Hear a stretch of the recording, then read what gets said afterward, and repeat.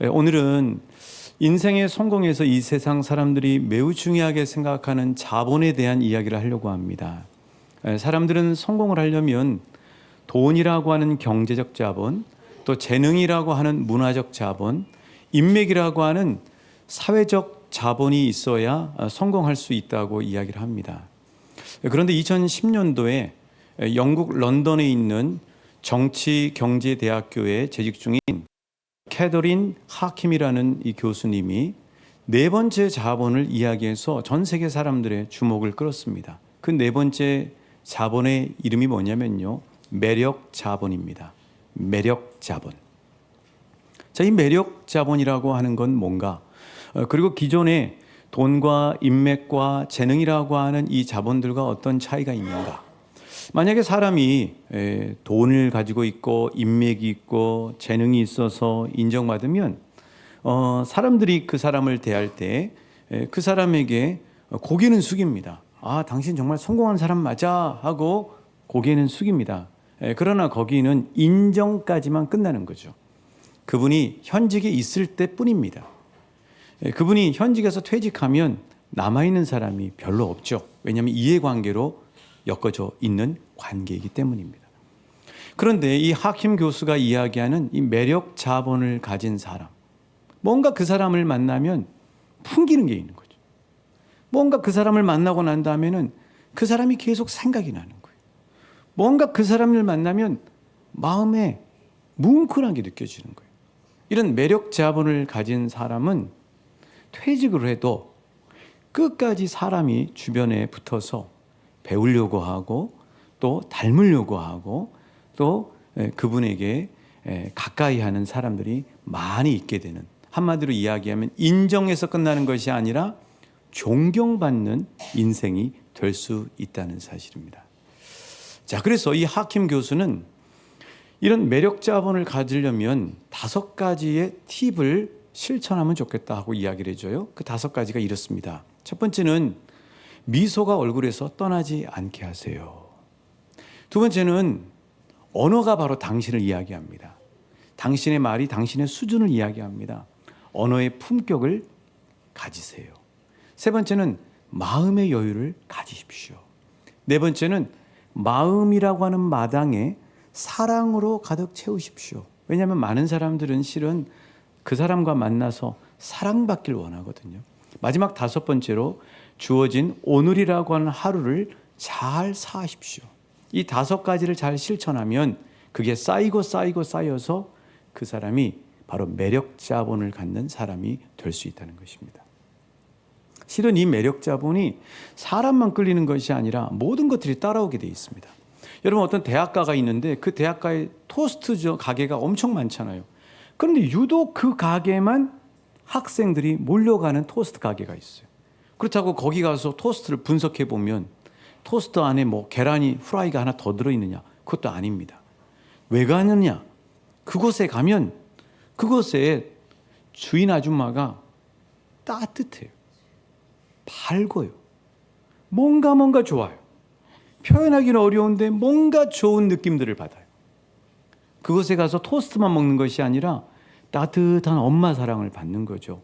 멀리 유학 와서 집에서 떨어져 있는 학생들이 그 토스트 가게 아줌마만 만나면 엄마의 사랑을 보충받는 것 같은 느낌을 받는 거죠. 여러분, 이게 바로 매력 자본입니다. 저와 여러분 주변에도요, 이런 매력 자본을 가진 사람들이 있습니다. 한번 이 시간 떠올려 보세요. 어떤 사람이 끌리는가? 어떤 사람이 풍기는가? 어떤 사람이 늘 가까이 하고 싶은가? 그분들의 특징을 한번 생각해 보세요. 기왕이면 그리스도인인 저와 여러분이 이런 매력 자본이 있는 풍성한 하나님의 사람을 되시길 예수님의 이름으로 축복합니다. 우리가 매력 자본이 있는 사람이 되면은요, 그토록 원하는 영혼 구원의 통로로 쓰임 받을 수 있다는 사실이에요. 좌우 옆 사람에게 축복할까요? 매력 자본이 넘쳐나시는 복을 받으세요. 자, 그렇다면 어떻게 해야 이런 매력 자본, 제 4번째 자본인 매력 자본을 갖는 사람이 될 수 있을까? 성경에 다 답이 있습니다, 여러분.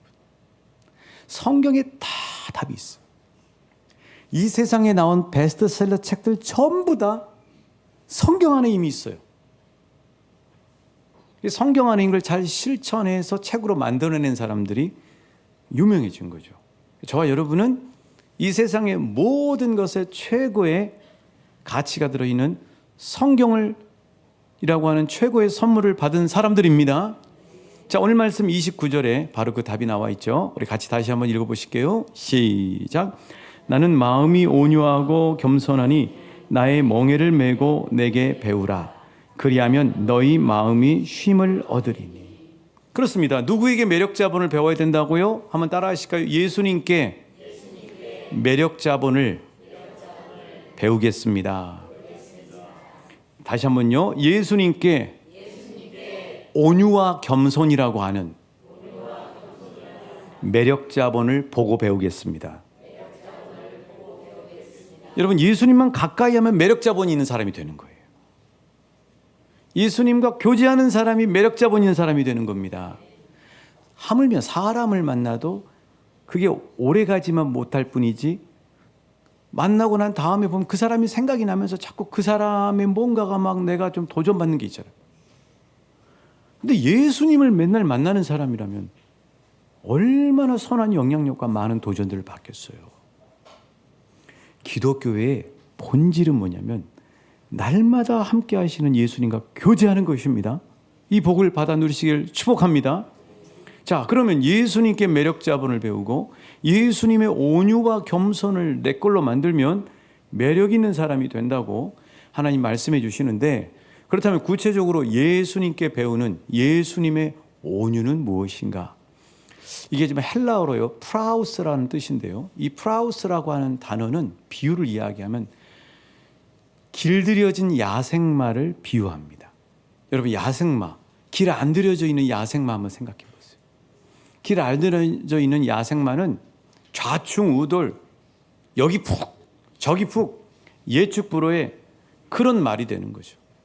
그런데 이 야생마가 길이 들여지고 난 다음에 어떻게 돼요? 주인이 가지고 있는 이 고삐를 가지고 제어하면 뛸 때는 힘을 확 받아서 뛰고 천천히 유유자적 산책하면서 걸을 때는 걸을 수 있는 제어의 능력이 있다고요. 길 안 들여진 야생마가 아니라 길 들여진 야생마는 훨씬 명마가 될 수 있다는 그 유명한 말도 있습니다. 이 예수님이 말씀하시는 이 온유라고 하는 게 바로 이런 거예요. 그 온유는 구체적으로 뭐냐면은 제어할 수 있는 힘을 가진 부드러움이에요. 한번 따라 하실까요? 제어할 수 있는 힘을 가진 부드러움. 자기를 컨트롤할 수 있는 부드러움이라고요. 그냥 힘이 없어서 저 사람이 부드럽고 힘 없는 것처럼 보이는, 어깨가 축 처져 있는 그런 사람이 온유한 게 아니고 그 사람 안에는 엄청난 힘이 있어요. 겉으로는 정말 부드러워요. 근데 만나면 만날수록 그 사람 안에 뭔가 심지가 있어요. 중심이 있다고요. 그래서 저는 이 예수님의 온유를 이렇게 좀 바꿔봤습니다. 버드나무 영성이라고. 버드나무 영성. 여러분, 이 버드나무는요, 아무리 비바람이 쳐도 절대 부러지지가 않습니다. 그 이유는 뭐냐면 부드럽기 때문이에요. 버들유자라고 하는 한자도 있잖아요. 그런데 그렇게 그냥 휘청휘청 이렇게만 하는 게 버드나무가 아니고, 버드나무는 반드시 깊이 뿌리를 내려서 중심을 잡고 세상에서 오는 비바람과 풍파에 넘어지지가 않는 거예요. 부러지지가 않는 거예요. 그런 부드러움과 포용력과 따뜻함으로 사람들을 대하는 사람, 그게 바로 우리 예수님이 우리에게 가르쳐 주시고 보여주신 온유라고 하는 거죠. 우리 예수님은 온유의 셀럽입니다. 이 셀럽이란 말은 청년들은 잘 아실 텐데 대명사라고 표현할 수 있죠. 그러니까 예수님은 정말 온유함의 대명사세요. 넷플릭스에 보면 선택받은 자라고 하는 시리즈물이 계속해서 하고 있습니다. 저는 아침에 일어나서 가장 먼저 말씀 묵상하고 그 시리즈를 조금이라도 보고 나옵니다. 그 이유는 뭐냐면 오늘 하루를 예수님께 초점을 맞추기 위해서 그걸 봐요. 그래서 빨리빨리 많이 보지 않고 조금씩 보면서 계속해서 예수님께 초점을 맞추려고 제가 이렇게 간격을 좀 조정을 합니다. 이 넷플릭스 이 선택받은 자, 더 초슨이라고 하는 이 시리즈가 참 잘 만들었어요. 정말 잘 만들었어요. 성경을 훨씬 더 실감 있게 그려놨어요. 그런데 예수님이 12제자를 이렇게 선택을 하잖아요. 그런데 그 12제자들이 인격이 훌륭한 제자들이 아니잖아요. 완전 좌충우돌이고요. 성격도 가지각색이에요. 수제자인 베드로를 이야기하면 다혈질에다가 얼마나 성격이 급해요. 틈만 나면 예수님께 부딪혀요. 예수님 앞에 막 들이댄다고요. 거기다가 도마라고 하는 제자는 거기서 어떻게 그려지냐면 아주 세심하면서 예민해요. 그래서 조금만 뭐 불만이 있으면 예수님께 불평불만 한다고요. 심지어는 예수님이 다른 사람을 치유해 주는데 그 치유해 주는 모습을 보고 너무너무 배 아파하고 힘들어하는 도마의 모습까지 그려져 있습니다. 그런데 예수님이 이런 제자들이 좌충우돌하고 예수님께 맨날 부딪히고 같이 먹고 자고 걸어 다니면서 하시는데 그들이 어디서 꼬리를 내리냐면은 예수님이 하시는 한마디면 끝나요. 베드로야, 도마야, 괜찮지? 그 인자하신 얼굴과 따뜻하고 부드러운 말 한마디, 그 말이 사나운 제자들의 마음을 터치를 하더라고요. 그리고 한번 딱 넉넉한 가슴으로 품 안아주시면 그 좌충우돌하고 개성만이 가득한 제자들이 전부 다 예수님께 감동을 받고 그렇게 된 자신들이 부끄러워하고 그리고 감동감화하면서 예수님을 진심으로 존경하고 배우려고 하더라는 거죠. 우리 예수님은 온유함의 셀럽이에요. 대명사라고요.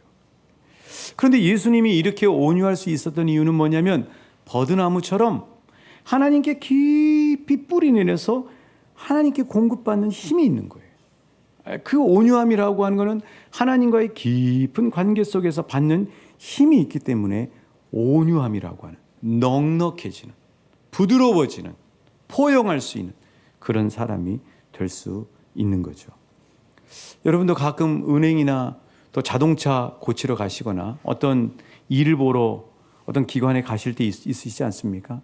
그곳에 가면은요, 친절하신 사원들도 많이 있지만 정말 무뚝뚝하기 그지없고 불친절하고 쏘아대기까지 하는 그런 사원들 여러분 만나보신 적 없으세요? 자, 그런 분들 만나면요, 진짜 기분이 우리도 나빠집니다. 기분 좋았다고 막 나빠져요. 그래서 어떤 마음이 꿈틀대고 올라오냐면 나도 똑같이 해볼까? 뭐 이런 생각이 들거든요. 그런데 여러분 그 상황에서 내가 똑같이 대하면요, 나도 스트레스 받고 그리고 유익이 없어요. 그런데 그 상황에서 내 안에 계시는 예수님의 온유함으로 그를 바라보는 거예요. 한번 따라해 보실게요. 내 안에 계시는 예수님의 온유함으로 그를 바라봅니다. 그 그는 여러분 가정에도 있고요, 직장에도 있고요, 교회에도 있고요, 이웃들 가운데도 해당될 거예요. 예수님의 온유함으로 딱 바라보기 시작하면 어떤 넉넉함이 생기냐면요, 아, 저분 오늘 기분 나쁜 일이 있나 보다. 저분 뭐 내가 알지는 못하지만 가정이건 어디서 요새 힘든 일이 있으신가 보다. 이렇게 넘어버리는 거예요. 예수님의 온유함을 딱 갖기 시작하면 넘어버린다고요. 넘어버리고 난 다음에 다 마치고 감사합니다 하고 진심으로 감사를 딱 드리고 주머니에 미리 준비해 놓은 에너지바라든가 음료수라든가 사탕을 딱 드리면서 와보세요. 그러면요, 그 사람이요, 갑자기 일어나서 공손하게 인사하기 시작합니다. 거기서 끝나질 않아요. 그 다음에 또 은행에 볼 일이 있어서 가잖아요. 그 사람이 나를 기억하고 있어요. 그리고 나를 대하는 태도가 완전히 바뀌어 있어요. 이게 바로 예수님이 우리에게 주시는 온유함이라고 하는 거예요. 그러면 어떻게 합니까? 쾌재를 부르죠. 이럴 때 쾌재를 불러요. 로마서 12장 21절에 있는 것처럼 어떻게 해요? 악을 악으로 이겨요? 선으로 이겨요? 선으로 이기는 사람이 그리스도인이에요. 근데 선이 당장에는 질 것처럼 보이지만요, 양보하는 것처럼 보이지만요, 손해볼 것처럼 보이지만요, 선이 이겨요. 이게 역사의 증거예요. 로마 제국이 창자국 가지고 기독교를 찔렀지만, 불로 태우고 했지만 결국은 사랑에 덮여가지고 완전히 지배받아 버리잖아요. 선으로 악을 이기는 거죠. 그래서 그렇게 여러분 그런 경험을 하기 시작하면요, 쾌재가 나와요. 나는 선으로 악을 이겼다, 할렐루야, 여호와 니시 하고 선포하게 된다고. 그런 기쁨을 받아 누리시는 우리 한 분 한 분 성도님들 되시길 예수님의 이름으로 축복합니다. 그렇게 할 수 있는 이유는 뭐냐면, 예수님처럼 하나님께 받는 사랑의 힘, 은혜의 힘, 지금 이 순간처럼 말씀의 힘을 공급받으셔야 돼요. 그래야 매력자본 있는 마음을 갖게 되고 매력자본 있는 미소를 갖게 되는 거죠. 자, 성경의 사람들은 이 원리를 알았던 거예요. 우리 모세 한번 볼까요? 민수기 12장 3절 말씀이에요. 모세가 어떤 사람인가? 시작. 이 사람 모세는 온유함이 지면의 모든 사람보다 더하다. 옛날 성경에는 지면의 모든 사람보다 승하더라 이렇게 되어 있어요. 높더라. 그렇죠. 자, 또 볼까요? 어떤 사람이 복이 있는가? 우리 예수님 말씀하신 거죠. 마태복음 5장 5절입니다. 시작. 온유한 자는 복이 있나니 그들이 땅을 기업으로 받을 것입니다. 저는 이 말이 무슨 말인지 몰랐거든요. 그런데 예수님의 온유함을 장착하면서부터 온유한 사람이 결국은 놀라운 복을 받는구나 하는 사실을 알게 됐어요. 온유한 사람이 고수입니다. 고수. 온유한 사람이 고수예요. 다윗도 그래요. 여러분. 다윗이 자기 아들 압살롬이 쿠데타를 일으킵니다. 얼마나 황급했던지 맨발로 궁을 빠져나갈 수밖에 없어요. 얼마나 처참해요. 당황스러워요. 황당해요. 막막해요. 그런데 그런 상황에서 다윗이 더 마음이 아팠던 게 뭐냐면, 사람들이 다윗을 조롱하기 시작합니다. 시므이라고 하는 사람이 나와서 다윗에게 침을 뱉어요. 네가 사울 집안에 그렇게 했으니까 너도 그렇게 당하지 하고 저주하고 막 조롱을 해요. 돌을 던집니다. 다윗에게. 여러분, 돌 던지는 게 얼마나 기분 나쁜 건지 아시죠? 죄인 취급하는 거죠. 돌 던지는 게. 그러니까 다윗을 수행하던 아비새라고 하는 장군이 칼을 빼서 죽이려고 합니다. 그때 다윗이요, 가만두라고 그래요. 이런 죽은 개 같은 게 우리 왕에게 이렇게 하고 이야기를 하거든요. 다윗이 제지를 해요. 그리고 뭐라고 얘기하냐면요, 하나님이 저 사람을 통해서 나에게 하시는 말씀이 있을 거다 하고 이야기해요. 이게 온유함의 최고죠. 그럼 다윗이 이렇게 온유할 수 있었던 이유가 뭔가? 사무엘하 22장 32절에서 다윗은 이렇게 고백하고 있습니다. 36절이네요. 같이 읽어보실까요? 시작. 주께서 또 주의 구원의 방편을 내가 주시며 온유함이 나를 크게 하시오. 한번 따라할까요? 주의 온유함이 나를 크게 하셨다. 여러분, 주님의 온유함을 장착하면요, 큰 사람이 됩니다. 저 사람 진짜 큰 사람 맞다. 저 사람 하는 거 보면 아이고 이거 가지고 근데 저 사람이 교회 다닌대. 주의 온유함을 가진. 여러분, 우리가 아웅다웅하면서 하나 더 가지면 잘 살 것 같지만요, 똑같더라고요. 신호 무시하고 황색불에 확 지나가는 차 있잖아요. 그 다음에 가보면 똑같이 서 있어요. 빨리 가는 거 아니에요, 실은. 알고 보면.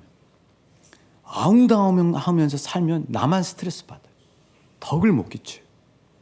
예수님의 온유함이 이 시간 저와 여러분 안에 풍성하게 임하시길 우리 주님의 이름으로 축복합니다. 이렇게 온유함을 가진 사람은 어떻게 해요? 우리 아이가 이제 사고를 치고 온 거예요. 예를 들면. 그럼 이 아이가 집에 들어올 때 얼마나 고민이 많겠습니까? 사고 치고 왔으니까. 그럴 때를 뭐라고 얘기해요? 막 고민하고 들어오는 걸 기어 들어온다 그러잖아요. 여러분, 기어 들어올 때 얼마나 고민을 많이 했겠어요. 그리고 예상을 했겠죠. 그냥 시나리오가 그려지는 거죠. 내가 집에 들어가면 우리 엄마가, 우리 아빠가 하겠지, 이 생각할 거 아닙니까? 밤늦은 시간에 겨우 고민하다 들어왔어요. 근데 그때 주의 온유함을 확 장착하는 거예요. 그리고 어떻게 해요? 들어왔니? 오늘은 그냥 자자. 넘겨요. 그러면은 그 아이가 우리 엄마 아빠 안에 있는 하나님의 온유함을 봐요.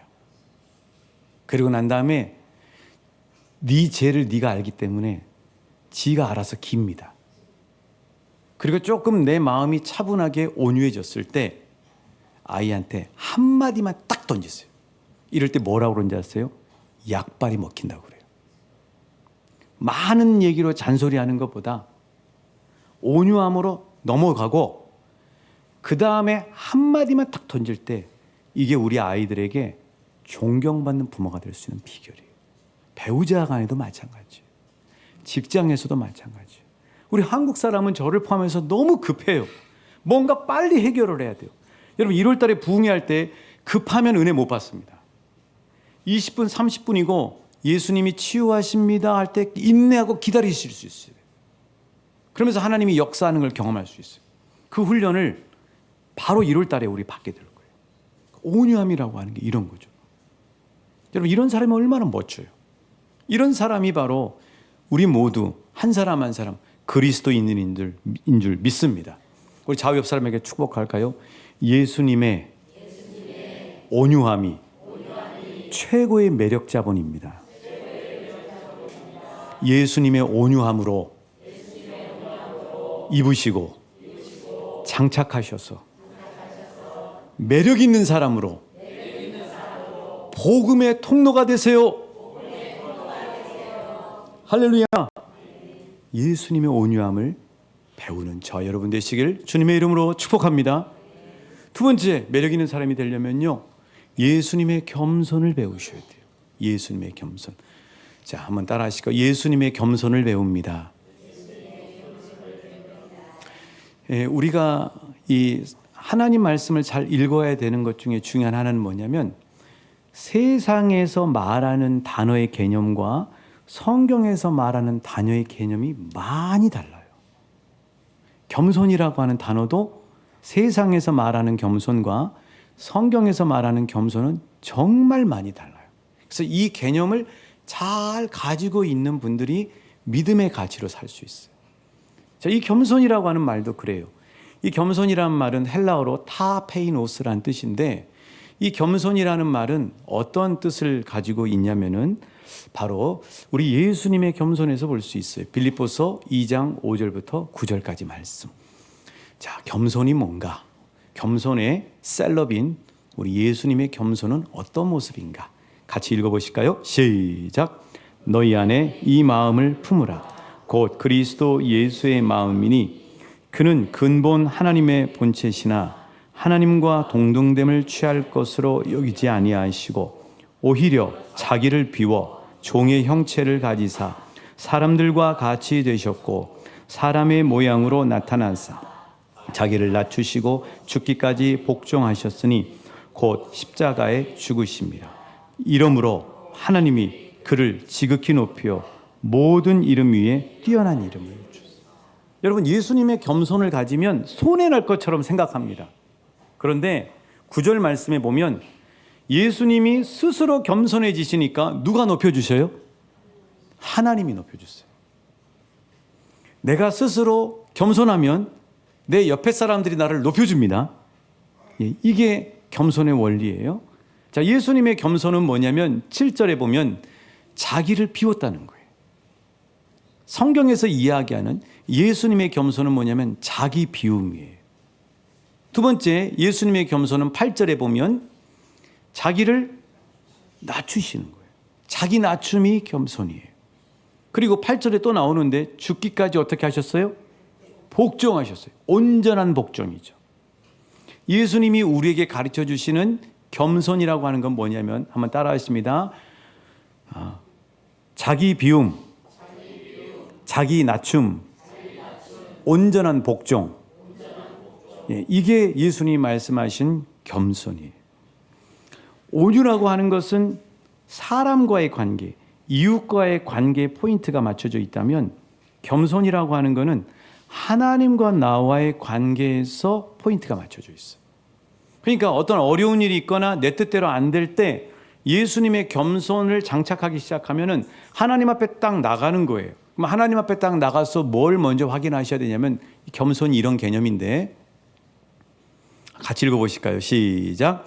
하나님 앞에서 자신의 위치와 한계를 알고 가장 낮은 자리로 내려가서 하나님의 은혜를 구하고 기다리는 마음과 자세가 겸손이에요. 하나님 앞에 나가서 내 위치를 아는 거예요. 아, 내가 오버했구나. 내 능력 밖인데 내가 욕심이 너무 과했구나 하고 원점으로 돌아오는 거예요. 그러고 그게 낮은 자리로 가는 거죠. 그러고 끝나는 게 아니라 우리는 믿는 구석이 있어요. 누가 계세요? 하나님이 계세요. 하나님께 그 일을 맡기는 거예요. 그러면 어떤 일이 벌어지냐면 하나님이 그때부터 일하시기 시작해요.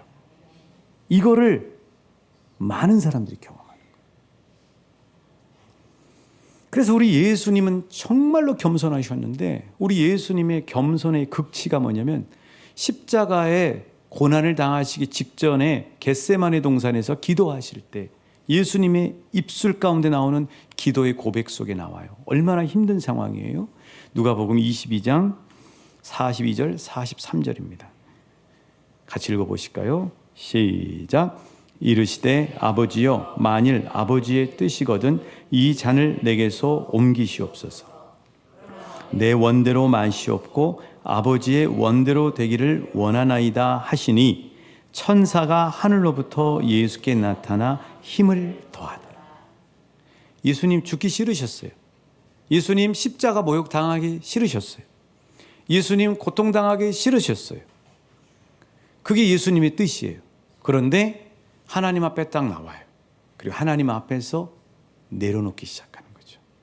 자신의 뜻을 내려놓고 하나님의 뜻을 신뢰하는 거예요. 그랬는데 어떻게 돼요? 천사가 나타나서 예수님께 힘을 더해요. 그러니까 예수님의 겸손을 배우면 어떤 일이 벌어지냐면 억울하고 끝나는 게 아니라 그때부터 하나님이 일하시기 시작하는 거예요. 그래서 안 억울한 거예요. 그래서 저는 이 겸손을 칫간영성이라고 이름을 붙여봤습니다. 웬 냄새나요 벌써부터? 저거 보시니까 저희 간이 화장실이죠. 자, 운동할 때 보면 저는 간이 화장실이 있습니다. 오늘처럼 날씨가 좋을 때는 저 옆에 가기도 싫어요. 그리고 아이고 왜 저런 게 있어가지고 막 이래요. 그런데 여러분 비가 와보세요. 그리고 갑자기 내 앞뒤가 급해보세요. 어디다가 노상에다가 일 볼 수 있습니까? 사회적 지위와 체면이 있지. 그럴 때 저 냄새나는 칫간이 너무나 감사해요. 비가 와보세요. 비바람이 쳐보세요. 비 쫄딱 맞아요. 우산도 안 가져갔어요. 저 칫간에 피해보세요. 똥냄새 난다고요? 비 안 맞아요. 얼마나 감사한지 몰라요. 그러니까 지금 저와 여러분이 많이 가지고 있는 상황, 건강한 상황, 평안하게 누리는 상황, 이 상황에서 감사를 찾지 말고요. 저 칫간처럼 가장 없는 상황, 가장 낮은 자리로 내려오는 상황을 항상 잊지 마셔야 돼요. 그럼 그 상황이 되면 어떻게 되냐면요. 간장에 밥 한 숟가락도 감사해요. 두 발로 걷는 게 감사하다니까요. 그리고 두 발 벗고 잘 수 있는 좁은 이 공간 자체가 감사하게 돼 있어요. 이게 겸손이에요. 항상 그래서 우리가 가장 낮은 자리에 있을 때를 잊어버리시면 안 돼요. 올챙이 쪽을 잊어버리시면 안 된다고요. 그런데 이렇게 예수님의 겸손을 장착하게 되면 어떤 일이 벌어지냐면은 진짜 감사를 하기 시작해요. 진짜 감사할 게 너무 많아요. 내가 감사가 요새 눈에 안 띄면은 그 이유는 뭐냐면 나도 모르게 지금 높은 자리에 가 있기 때문에. 가장 낮은 자리 칫간영성을 회복하시면은 모든 게 감사해요. 그거를 지혜로운 사람은 가지고 있을 때 감사해요. 근데 지혜가 없는 사람은 잃어버리고 난 다음에 감사를 해요. 병원에 가서 감사한다고요. 못 고르면서 감사를 해요. 그게 아니라 건강할 때 감사하실 수 있기를 축복합니다. 건강할 때 밥 한 끼 주신 거에 감사하실 수 있기를 축복합니다. 이 칙한영성을 회복하면 반찬 투정을 못해요. 감사한 거죠. 이런 칙한영성. 그런데 이렇게 예수님의 겸손함을 장착하고 낮은 자리로 우리 자신을 내려놓으면 어떤 축복을 받게 되면 이 세 가지 축복을 받게 됩니다. 첫 번째는 진짜 감사를 회복하게 돼요. 한번 따라 하실까요? 예수님의 겸손으로 낮은 자리로 내려가면 첫 번째, 진짜 감사를 회복합니다. 두 번째는 마귀의 공격을 꺾어버려요. 마귀의 공격을 꺾습니다. 어려우면 불평, 불만, 미움, 원망, 시기, 염려, 걱정 이게 막 불화설로 날라온다고요. 그런데 그 상황에서 낮은 자리로 확 내려가 버리면 마귀의 공격하려고 했던 모든 불화살이 다 꺾여버려요. 그래서 낮아짐이, 겸손이 내가 가장 안전한 자리. 세 번째로 아까 말씀드린 것처럼 내가 예수님의 겸손으로 내려놓기 시작하면 내가 운전대를 막 붙잡고 하면은 뭐가 안 되는데 내가 그 운전대를 강한 손과 펴신 팔을 가신 주님께 딱 맡기기 시작하면 주님께서 그때부터 운전하기 시작하는 거예요. 그러면서 주님이 일하시기 시작합니다. 그 주님 나를 세우세요. 콧대가 막 꺾였다 있던 나를 주님이 나를 회복시켜 주신다고요. 이 명예를 복권시켜 준다고요. 현재 전 세계 2억 명이 이 넷플릭스에 선택받은 자라고 하는 이 시리즈를 보고 있대요. 그런데 이 선택받은 자의 예수님 역할을 하고 있는 배우가 바로 조나단 룸이라고 하는 이 배우예요. 실은 이 배우는 무명 배우였습니다.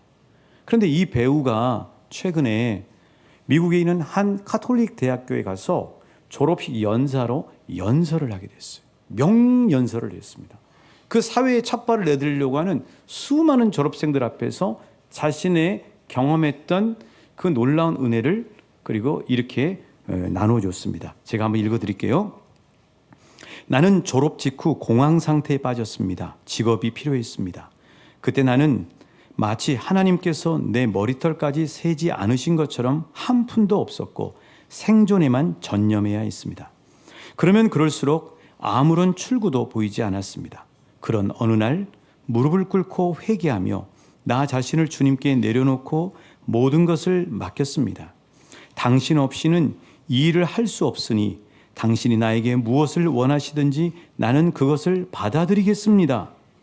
이것이 내가 한 가장 위대한 선택이었습니다. 왜냐하면 그로 며칠 후 우편함에 영화 선택받은 자 주연 섭외 서류가 와 있었기 때문입니다. 나는 주님께 항복하는 것이 가능한 모든 면에서 구원으로 이어진다는 사실을 발견했습니다. 나의 능력만으로는 나 자신을 구원할 수 없습니다. 나의 의지력도 나를 구하지 못합니다. 주님 앞에서 나를 내려놓고 맡길 때 구원이 일어납니다. 나를 내려놓고 맡기면, 겸손하면 내가 삽니다. 마귀가 지기 시작합니다. 하나님이 일하시기 시작합니다. 구원의 문이 열립니다. 여러분, 이 겸손을 욕심내실 수 있길 주님의 이름으로 축복합니다. 내려놓는 거예요. 어떤 상황이 있으면 내려놔 버리는 거예요, 여러분. 그럼 마귀가 힘을 못 씁니다. 내려놔 버려. 이 세상에 제일 무서운 사람이 어떤 사람이면 내려놓는 사람이에요. 잘 내려놓는 사람이에요. 그 사람이 가장 힘 있는 사람.